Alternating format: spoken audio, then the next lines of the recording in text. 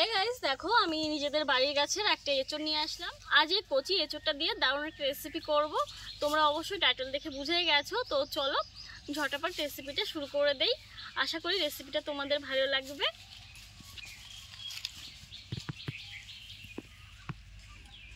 দেখো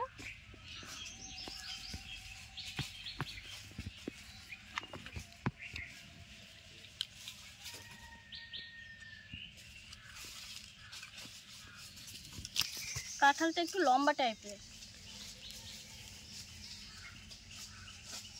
প্রচণ্ড কষ।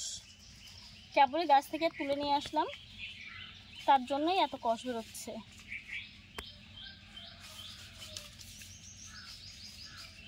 প্রচণ্ড শুঁয়োপোকা হয়েছে এখানে।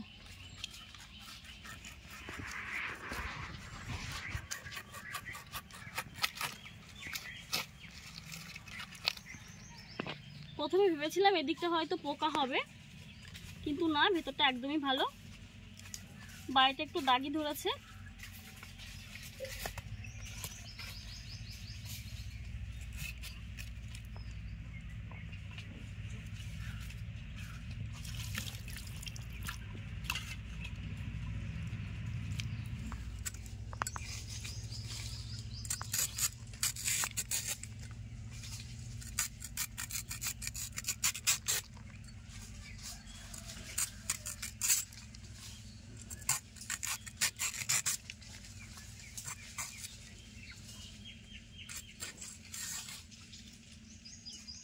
এঁচড়টা অনেকটাই বড়, পুরোটা দেব না।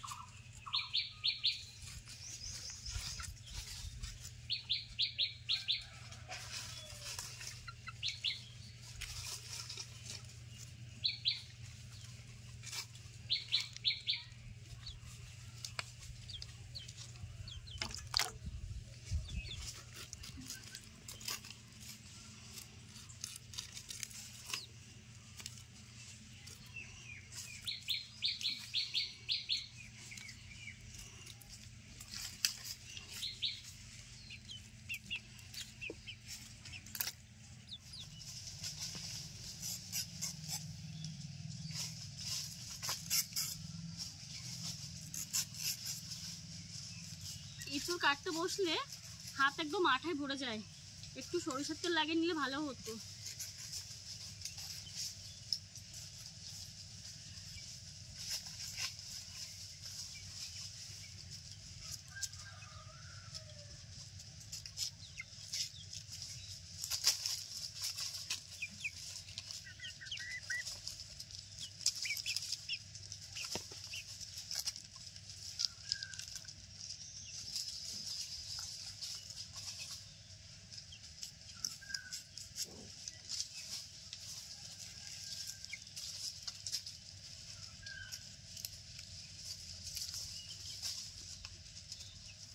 পুরো এঁচড়টা কাটিনি, আধখানা নিয়েছি, কারণ এঁচড়টা এমনিতে অনেকটাই বড় ছিল।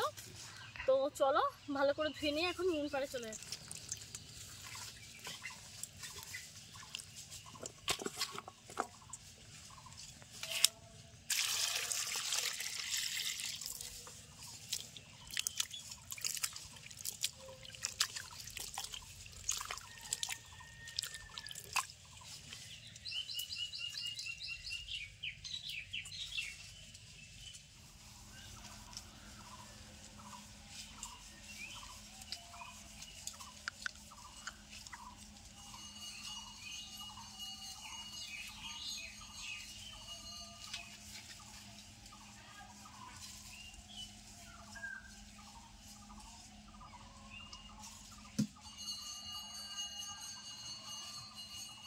আজ তো রান্না করছি ডিম এঁচড় পোস্ত। তার জন্য দেখো এখানে আমি পোস্ত নিয়েছি, আর নিয়েছি গোটা কালো সরিষা। এখন আমি বেটে নেব।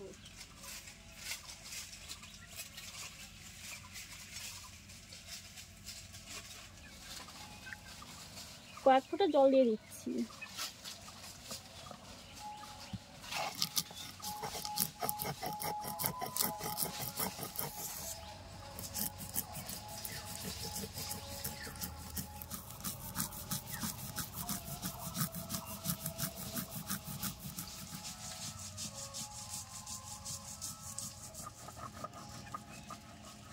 বাটতে বাটতে বুড়ো হয়ে গেলাম, এমন পরিস্থিতি হলো এখনো বাটাই হলো না, প্রচণ্ড গরম।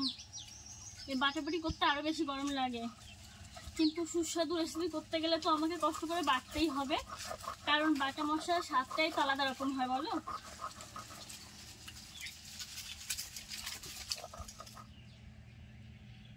কথা বলতে বলতে বেটেই নিলাম, দেখো এই বাটিতে সামান্য একটু জল রয়েছে, এই জল দিয়ে এইগুলো বাটছিলাম, জলের ভেতরে তুলে নিচ্ছি।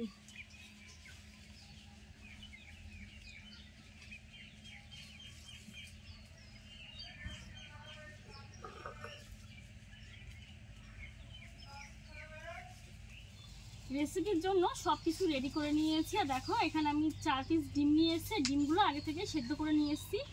তো এখন খোসা ছাড়িয়ে নেব।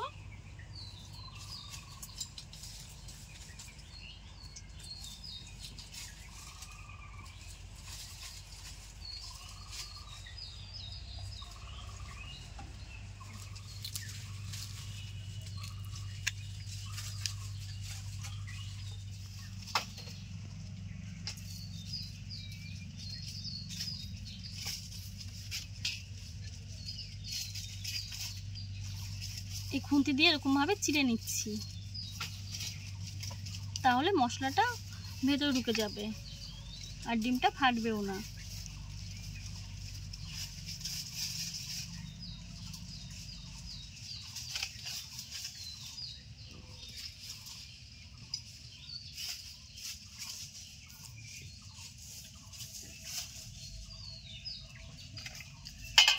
এখন কড়াইতে দিয়ে দেবো সরিষার তেল,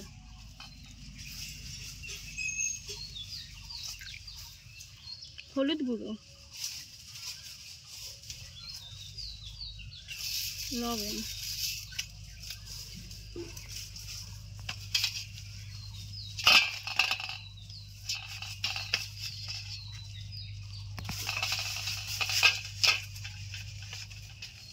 তেল গরম হয়ে গেছে, ডিমগুলোকে ভেজে নিচ্ছি।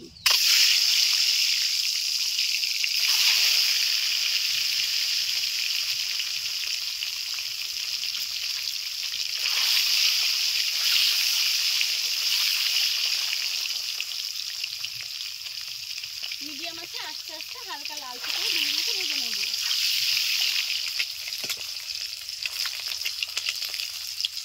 ডিমগুলো হালকা লালচে করে তুলে নিয়েছি।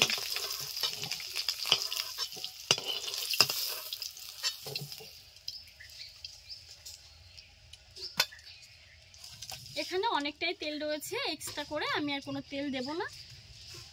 ফোড়নে দিয়ে দিচ্ছি কালো জিরে, তোমরা চাইলে সাদা জিরেও দিয়ে দিতে পারো।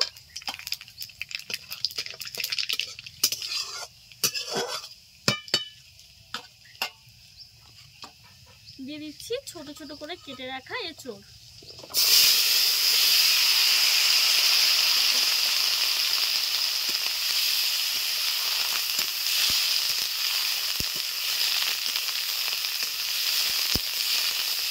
দিয়ে দিচ্ছি লবণ,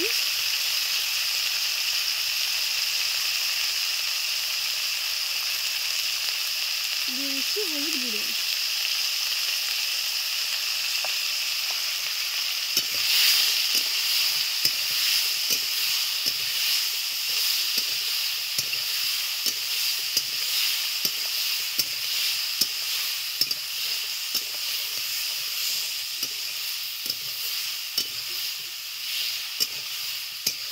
মিডিয়াম আছে সুন্দর করে এটাকে ভেজে নেব।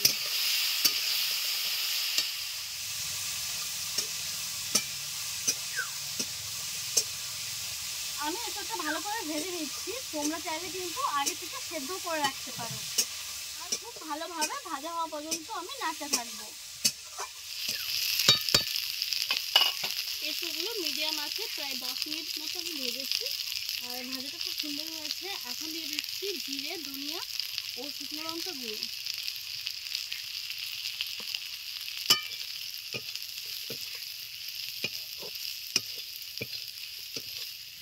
এখন দিয়ে দিচ্ছি সর্ষে ও পোস্ত বাটা।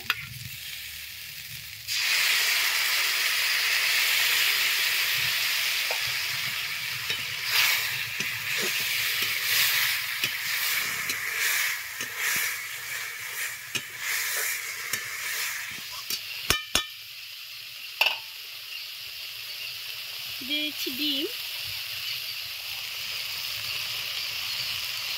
দিয়ে দিচ্ছি কাঁচা লঙ্কা,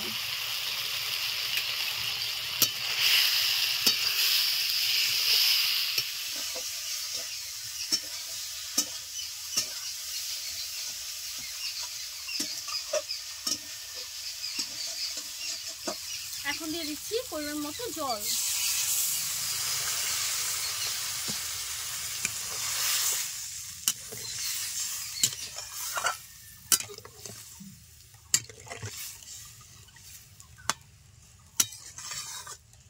এখন ঢাকা দিয়ে জাল করে নেব প্রায় 5 মিনিট মতো।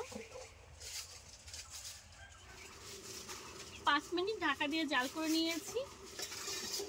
এখন ঢাকনাটা তুলে নিচ্ছি। দেখো ঝোলটা অনেকটা কমে এসছে, রান্নাটা প্রায় হয়ে গেছে। আর 2 মিনিট মতো জাল করে আমি নামিয়ে নেব। রান্নাটা হয়ে গেছে, এখন নামিয়ে নিচ্ছি।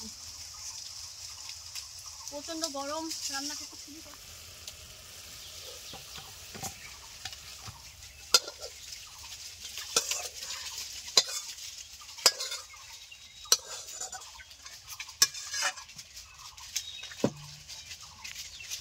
এই রেসিপিটা কেমন লাগলো অবশ্যই জানিও, আর ভালো লাগলে ছোট্ট একটা কমেন্ট করে আমাকে উৎসাহিত করো। আর এই ধরনের নিত্য নতুন আরও রেসিপি পেতে হলে চ্যানেলটিকে সাবস্ক্রাইব করে লাইক শেয়ার করে দিও। তো আজকের মতো এখানেই শেষ করছি, নতুন রেসিপির সঙ্গে আবার দেখা হবে। ধন্যবাদ।